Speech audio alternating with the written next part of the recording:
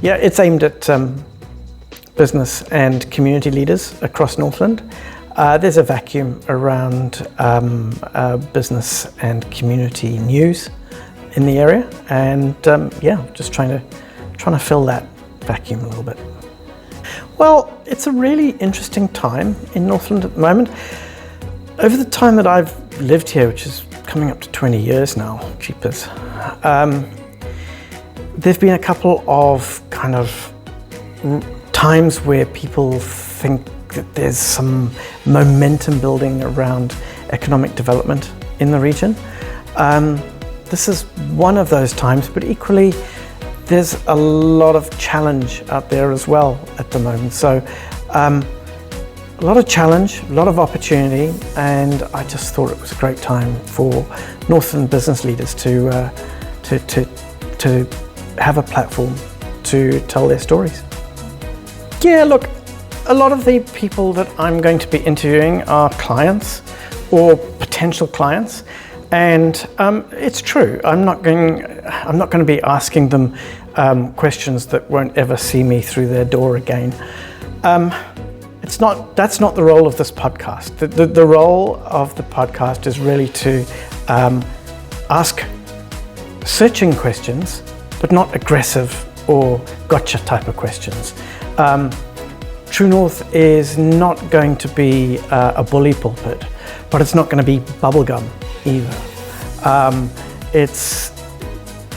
Look, the tough questions are being asked by all sorts of people in pubs and homes and businesses and boardrooms all around the region.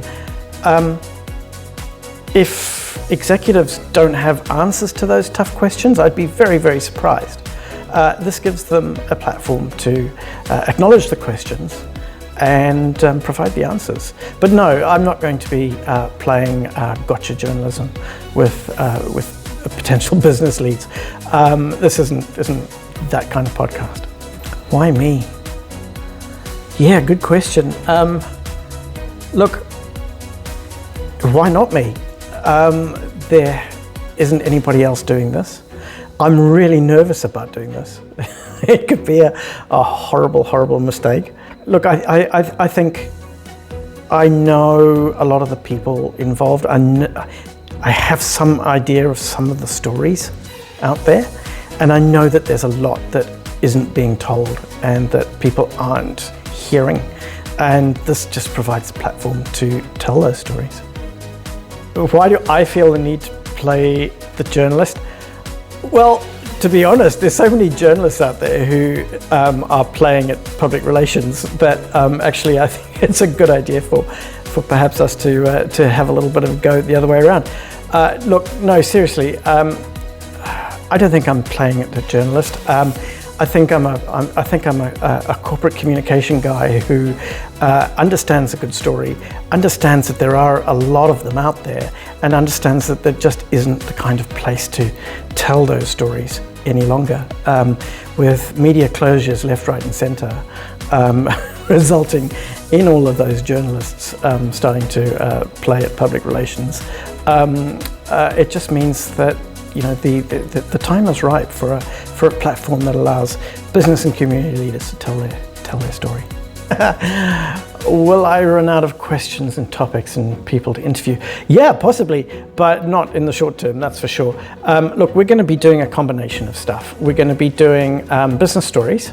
We're also going to be interviewing some of the amazing business leaders and community leaders who live amongst us here in Northland that nobody's ever heard of. I mean, there's a handful of business leaders who are always in the news and who everybody knows about, but there are an amazing collection of people in Northland living quietly, doing their own thing, who have done amazing things in their lives and with their lives and in other places and other parts of the world. And there's some incredibly entertaining stories to be told. So part of what we're going to be doing is just shining a light on some of these people that a lot of our business leaders and community leaders know nothing about, and hopefully telling a good story into the bargain.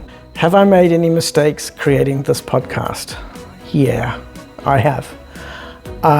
There've been some doozies. I did 3 of the first interviews using a microphone that wasn't actually the external microphone that I was supposed to be using, and so the audio quality of the interviews was absolutely horrific, which for a podcast isn't really a great look or a great sound.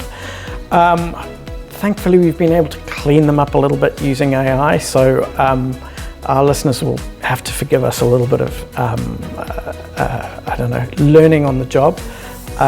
But look, as time goes by, we'll get a little bit more professional about it. But I've never done this before, so it's a kind of cool little project. You know, sometimes you can wait forever for perfection, or you can just say, look, it's good enough, it's done the job, let's go, let's get it out the door. And we've probably got to that point on a few of our interviews, a few of our early interviews. It's going to get better as we get along, but yeah, look, it's been a learning experience, and it's been a lot of fun. Everybody's really interested about it. They're hugely supportive. A number of people who've responded to say, yeah, we'll be interviewed by you on your pod. Really surprised me, because I expect a lot of people to go, oh no, you know, what's in it for us? But there's been a huge amount of interest in it, and there are still invitations for interview to go out, so I'm really hoping that those who haven't had their invitations yet will also say yep. But no, it's been very well received.